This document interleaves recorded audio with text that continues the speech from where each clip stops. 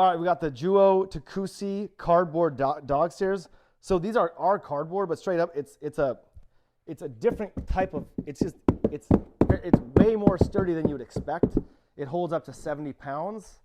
So dog, cat, whatever animal, and it's got these nice non-slip pads that you just stick on. I set this up.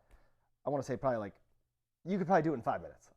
Maybe I took a little bit more than that, but you could do it in 5 minutes. It's very easy to set up, and it's very light, but it's also sturdy in a weird way.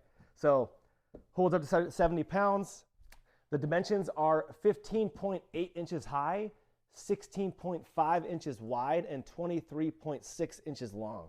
So let me show you. We're training Peyton on it right now, so I'm going to show you how to train your dog to use this. But Peyton, Peyton ready? Peyton ready? Come on, come here, come on. Use treats, and you got it. So up here, come right here, come on. Good boy, Bubba.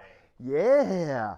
So when you're training your dog to use this, use lots of treats, and he'll get the hang of it in no time. It's very easy to use, and highly recommend. Come here. Good boy, Bubba. It is right here. Highly recommend.